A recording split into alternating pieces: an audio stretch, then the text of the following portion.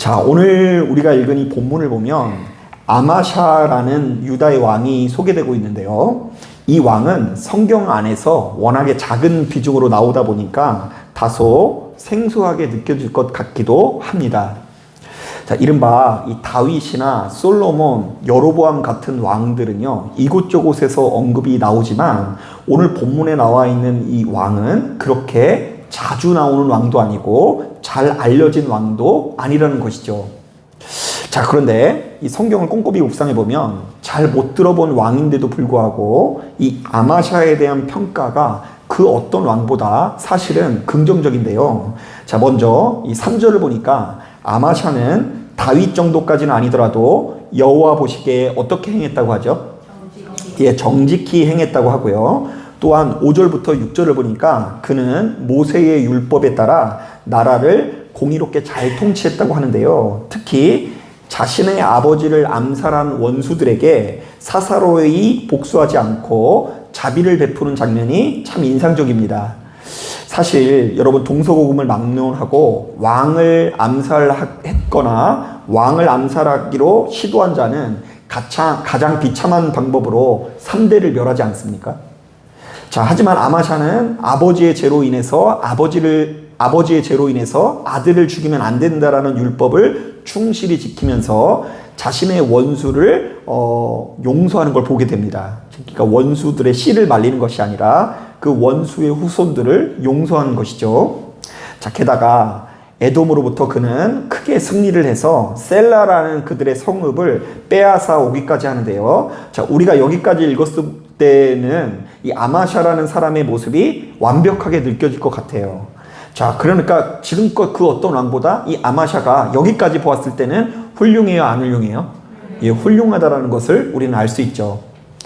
자, 하지만 지금까지의 행보와는 전혀 다르게 이후에 그가 보인 행동들은 우리들을 굉장히 인상을 찌푸리게 하는데요. 자, 아마샤는 바로 이렇듯 유다 왕국이 가장 안정적이고 흥왕케 되었을 때에 바로 그 칼끝을 북이스라엘로 향합니다. 자, 이른바 북이스라엘의 요아스 왕에게 싸움을 걸어서 그들을 징벌하고자 했다는 것이죠. 자, 우리는 여기서 이 아마샤라는 왕이 하나님께 정직히 행하였으나 누구 같지는 않았다고요? 예, 다윗과 같지 않았다라는 말씀의 의미를 제대로 깨닫게 되는데요. 자, 사실 이 다윗은 그 누구보다 전쟁에 능한 사람인데도 불구하고 그 칼끝을 사울왕에게 향한 적이 없죠. 자, 도리어 그를 죽일 수 있는 기회가 찾아와도 번번이 그를 살려주었던 것을 우리는 기억을 하고 있어요. 왜냐하면 자신만 하나님께서 기름 부어주신 것이 아니라 사울도 역시 기름 부었다라는 것을 인정하기 때문입니다. 자, 하지만 아마샤는 북이스라엘도 하나님께서 사랑하시는 백성이라는 마음을 갖지 못하고요. 그들에게 싸움을 걸었다가 크게 패배할 뿐더러 유다 왕국은 북이스라엘로 인해서 큰 수치를 당하게 되는데요. 자, 오늘 우리가 읽은 본문은 북이스라엘의 왕 요아스의 입술을 통해서 그의 행보를 이렇게 평가합니다. 자, 우리 다 같이 10절을 함께 읽어보겠습니다. 10절 말씀 시작. 내가 에돔을 쳐서 파하였으므로 마음의 교만하였으니 스스로 영광을 삼아 왕궁이나 내 집으로 돌아가라. 어찌하여 화를 자취하여 너와 유다가 함께 망하고자 하느냐 하나. 자, 성경은 아마샤가 자신의 동족들을 쳐들어간 것을 철저히 그의 무엇 때문이라고 증언하죠? 교만 때문이었다고 증언하는데요. 이른바 그는 에돔으로부터 거둔 이 승리에 도취되어서 무엇이 옳고 그른지를 제대로 판단하지 못했다라는 것입니다. 자, 여러분, 예수 믿는 우리들은 바로 이 부분을 가슴 깊이 염두해야 되는데요. 자, 성경은 아주 일관된 목소리로 사람이 교만해지면 하나님과 올바른 관계를 맺을 수 없고 결국 망하는 길로 갈 수밖에 없다라고 증언합니다. 자, 한번 따라 보겠습니다. 사람이 교만해지면 결국에는 망하는 길로 갈 수밖에 없다. 여러분, 사실 이것이 이 성경에 흐르고 있는 가장 중요한 메시지 중에 하나인데요. 자, 실제로 성경에 나오는 악인들은 10중 8구 무엇 때문에 망해요? 교만으로 인해서 망하는 것을 볼 수 있어요. 자, 그래서 신명기 8장을 보면 모세는 이스라엘 백성들에게 이렇게 말하기까지 합니다. 네 마음이 교만하여 내 하나님 여호와를 잊어버릴까 하노라. 자, 교만하면 뭘 잃어버린다고요? 하나님을 잃어버린다. 자, 그러면서 그 뒤에 보면 이런 말씀이 있어요. 하나님께서 아무리 좋은 것을 주시고 복을 주셔도 네가 자신의 힘과 능력으로 이렇게 좋은 것을 얻었다고 말할 것 같구나. 그러나 네가 만일 바로 이렇게 교만한 모습으로 하나님 여호와를 잃어버리면 너희는 반드시 멸망할 것이다. 결국 우리가 예수를 구주로 영접했다는 것은 툭하면 자신밖에 모르고 교만해질 수밖에 없는 본성을 가진 우리들이 주께서 걸어가신 십자가의 길에 동참하면서 날마다 죽어지고 날마다 낮아지는 것을 의미하는데요. 자, 바로 그때에 우리들은 이렇게 말할 것입니다. 한번 따라 보겠습니다. 내게는 예수 그리스도의 십자가 외에는 자랑할 것이 없노라. 자, 기도하면 기도할수록 내가 자랑할 만한 것들이 있다 그래요? 없다 그래요? 없고 내 안에 있는 예수 그리스도만 나의 생명이고 능력이고 권세된다라는 고백이 남게 된다라고 말하는데요. 바로 이것이 성경이 말하는 가장 복되고 아름다운 상태예요. 이른바 나는 죽어지고 내 안에 있는 누구만 자랑하는 상태예요? 예수님만 자랑하는 상태가 가장 영화로울 뿐만 아니라 가장 지혜롭고 총기 있는 상태라는 메시지를 건네는 것입니다. 자, 그런데 예수 믿는 우리들이 우리 안에 수시로 찾아오는 교만을 이기는 것이 바로 이렇게 중요한 문제인데도 불구하고 생각보다 많은 사람들이 교만이라는 것이 자신과 전혀 상관없는 문제로만 여기는데요. 자, 그러니까 주변에 있는 누군가는 교만할 수 있지만 나는 교만할 수 있다 없다? 없다라고 여긴다라는 것이죠. 자, 왜냐하면 이 교만은 그 자체로 자기 기만적인 특성을 가지고 있기 때문인데요. 자, 그래서 교만한 자는 타인이 가지고 있는 문제들은 쉽사리 발견하지만 정작 누구의 문제를 발견하지 못한다고요? 자기 자신의 문제들은 쉽사리 발견하지 못한다는 것이죠.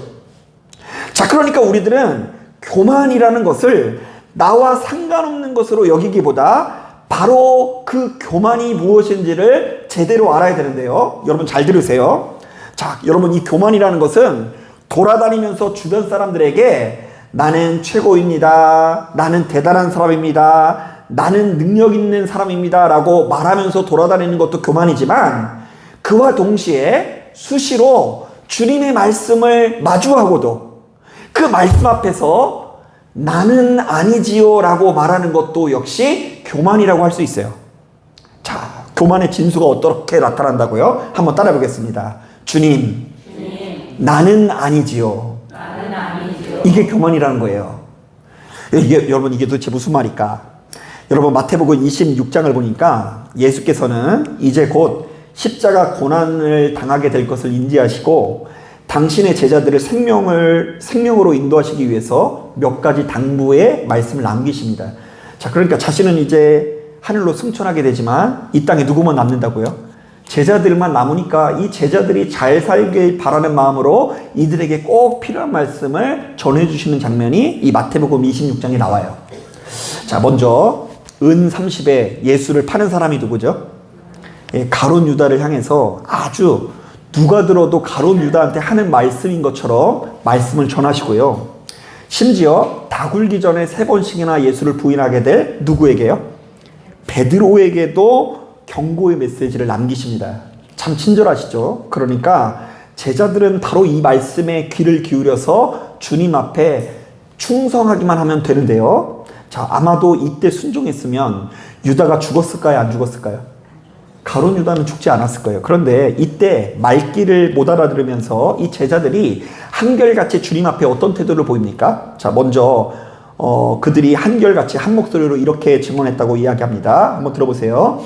그들이 몹시 근심하여 각각 여짜오되 주여 나는 아니지요.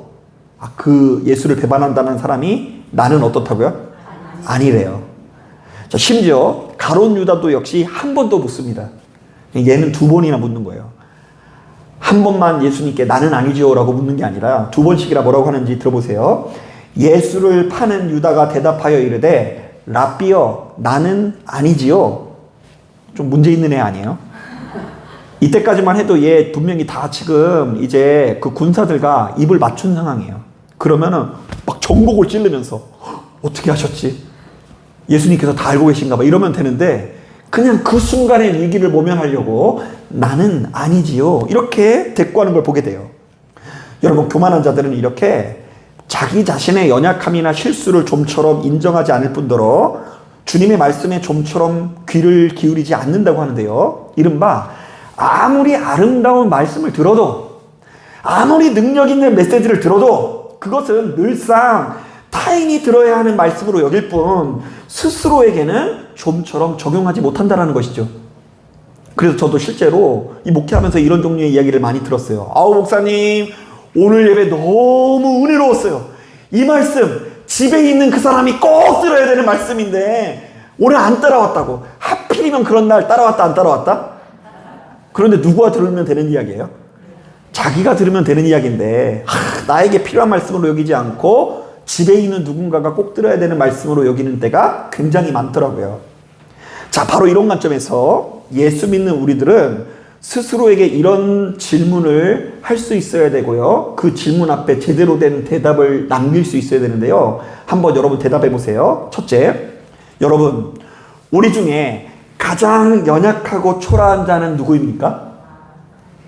사모님 왠지 저를 째려 보는 것 같은데. 이게 이 대답 앞에서 1초 만에 대답할 수 있어야 돼요. 여러분 우리 중에 가장 연약하고 초라한 사람이 누굽니까? 나 자신이라고 말할 수 있어야 돼요.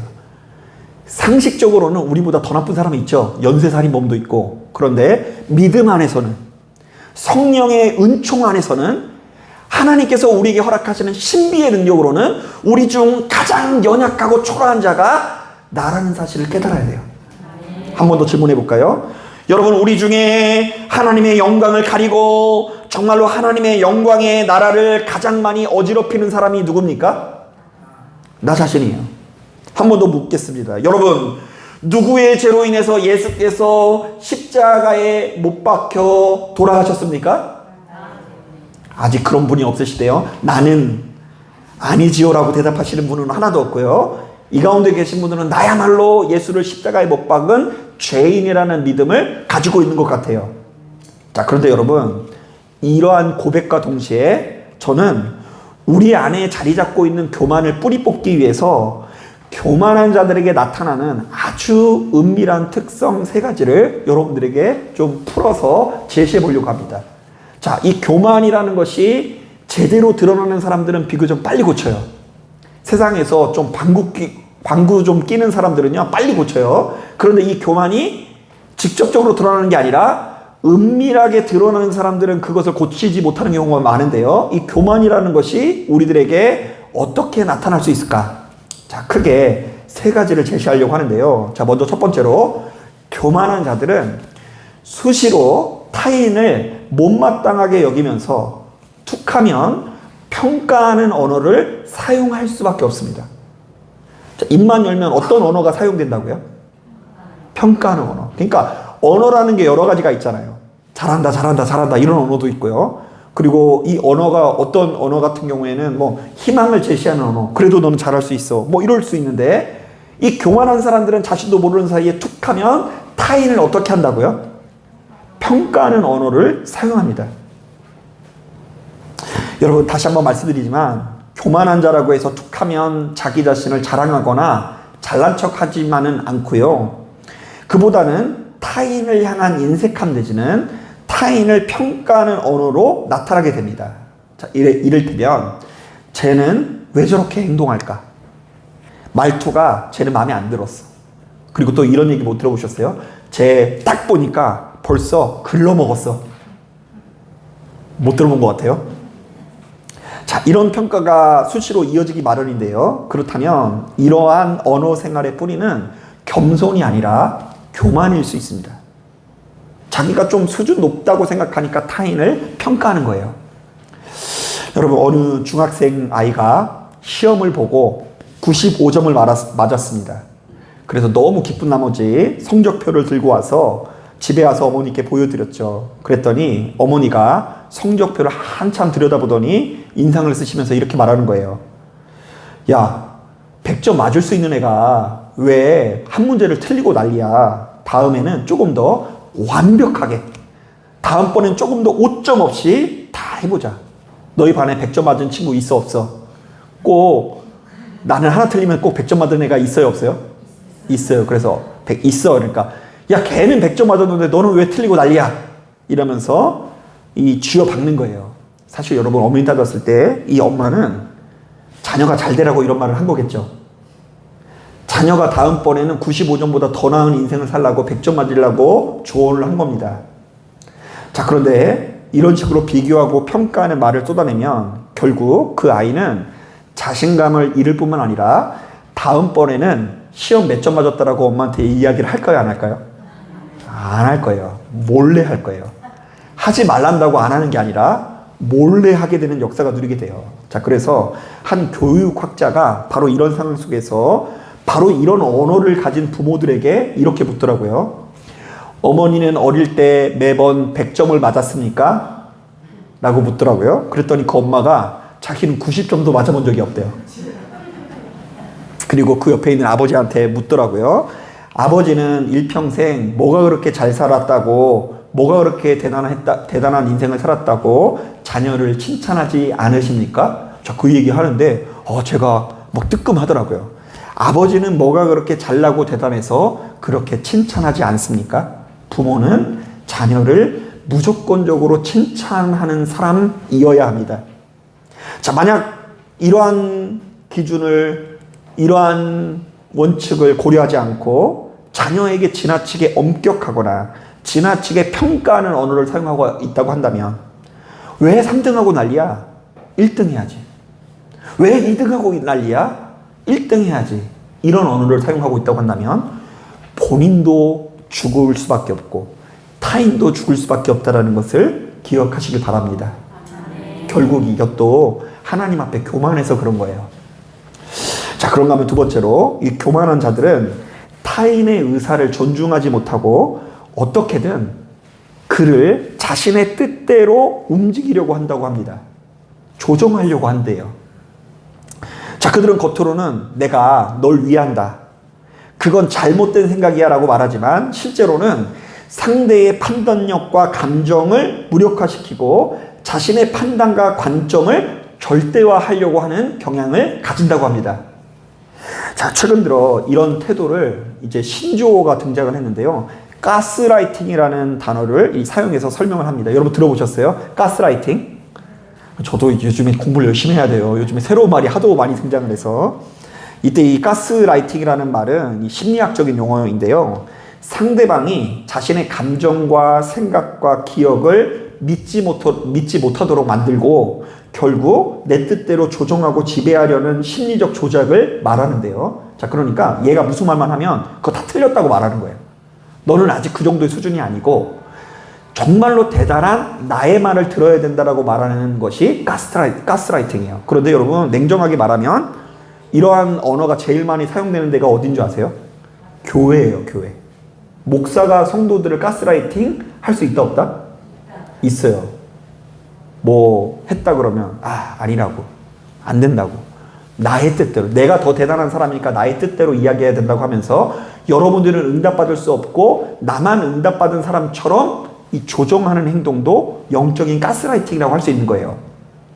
자, 그래서 이러한 교만한 언어를 가지고 있는 사람들은 타인에게 수시로 이렇게 말합니다. 야, 너 내 말 안 들으면 후회할걸? 무섭죠? 선택은 네 자유이니 네 맘대로 해. 하지만 나는 지금 다 알고 있는데 내 뜻대로 하지 않았다가 나중에 너 후회할지도 몰라. 그냥 네 맘대로 해, 맘대로 해. 그런데 뭐 할지 모른다고요? 잘못될 수도 있어. 후회할지도 몰라. 이렇게 하면서 자신의 뜻대로 그를 조종하는 거죠. 그러다가 어쩌다가 걔가 잘 풀리면 그러려니 하는데 뭐가 안 되면 또 이렇게 얘기하는 거예요. 거봐, 내가 뭘 했어? 누구 뜻대로 하라 그랬지? 나의 뜻대로 하라 그랬지? 내가 전에 말한 대로 따르지 않으니까 이런 실수가 반복되는 거야. 여러분, 우리가 주변 사람들에게 이런 말들을 자주 사용하다 보면 상대는 결국 스스로 판단하거나 개척할 수 있는 능력을 잃어버리게 되고요. 더 나아가서는 아무것도 못하는 바보가 됩니다. 그 사람 뜻대로 움직이는데 이상하게 안 풀릴 때에 원망까지 듣게 됩니다. 자, 그러므로 예수 믿는 우리들은 수시로 기도하면서 자기 자신을 절대화해서도 안 되고요. 신격화해서는 더더욱 안 됩니다. 그리고 타인의 삶을 지나치게 조정하려고 해서도 안 됩니다. 그리고 예수 믿는 우리들은 수시로 기도하면서 스스로에게 이런 질문을 해야 돼요. 야, 채훈 목사야, 네 말 들으면 무조건 다 잘 되는 거 맞아? 여러분, 제 말 들으면 다 잘 되는 거 같으세요? 그렇다, 그래도 아멘 너무 안 해주신다. 근데 저는 항상 강단에 솔직히 말하자면 틀릴 때 되게 많았다고요. 제가 이제 지금 목사 되고 나서는 좀 더 다행이고요. 전도사 때는요, 정말 가는 곳곳마다 예언을 얼마나 많이 쏟아내는지 몰라요. 그런데 맞으면 다행이고 안 맞으면 뭐 어쩔 수 없는 거예요. 그 사람이 잘못해서 죄를 지어서 그 뜻대로 안 되는 거예요. 그런데 돌이켜보니까 그 모든 것들이 이제 저의 실수라는 것을, 저의 교만한 태도였다라는 것을 저는 좀 깨닫고 되게 조심하고 있어요. 그리고 이렇게 이야기해야 돼요. 여러분, 혹시 이런 말 아세요? 학시라고 아세요? 학시, 너 못해? 이거라고 있어요. 요즘에 유행하는 말인데요. 우리 지사님이 이게 무슨 말인가 하고 쳐다보고 계시는데, 이제 사실은 이게 어떤 말이냐면, 너 못해? 뭐 이런 말이에요. 너 못해? 자기가 잘났다라고 생각하는 사람에게 학시, 너 못해? 이게 유행인 것처럼 이게 퍼졌어요. 너도 역시 질그릇과 같아서 얼마든지 오염될 수 있고 깨질 수 있다. 이게 영적으로 바른 메시지예요. 한번 따라해 보겠습니다. 나도 역시 질그릇과 같아서 얼마든지 오염될 수 있고 깨질 수도 있다. 네. 예수 믿는 나도, 지금 기도하는 나도, 수요 예배 참석하고 있는 나도 얼마든지 오염될 수 있고 깨질 수 있다. 그래서 나도 나를 모르니 이런 내가 타인의 인생을 모두 다 조종하려고 하는 거, 내 뜻대로 인도하려고 하는 거, 그거 교만이라는 거예요. 나도 내 인생을 내 맘대로 살지 못하는데 타인의 인생을 어떻게 내 맘대로 살아요? 말도 안 되는 이야기 같지만 왜 노래 가사에 생각나죠? 네가 나를 모르는데 난든 너를 알겠느냐. 발음도 안 되고 그냥 하지 말라는 건데 하나님이. 여러분, 시간이 지나면 지날수록 이런 교만한 태도를 내려놔야 됩니다. 자, 그리고 또 한 가지 해볼까요? 여러분, 교만한 자들은 자신의 실수가 명백히 드러나더라도 그 잘못을 순순히 인정한다거나 미안하다는 말을 좀처럼 하지 않습니다. 잘 보세요. 미안하다라는 말을 자주 하는 사람은 겸손한 사람이에요. 진짜 이 교만한 사람들은 미안하다는 말을 안 해요. 분명히 100%는 아니더라도 본인의 책임이 80, 90%여도 미안하다는 말을 안 해요. 왜냐하면 사과는 자신이 틀렸다라는 것을 인정하는 행위지만 이것이 그들에게는 곧 죽음을 의미하기 때문입니다. 자, 그러니까 십자가 안에서 죽음이 아니라 자기가 남들한테 실수한 것을 드러내는 것을 죽음으로 여기는 분들이 때로는 있더라고요. 바로 이렇듯 교만한 자들은 내가 틀릴 수 있다라는 전제 자체를 받아들이지 못하고요. 그래서 수시로 말이 많습니다. 미안하다라는 말 한마디면 끝나는데 내가 일부러 그런 것은 아니라는 둥, 그렇게 네가 예민하게 반응할 것은 아니라는 둥, 그리고 나중에는 궁지에 몰리면 막 이렇게 이야기합니다. 내가 뭘 그렇게까지 잘못했는데.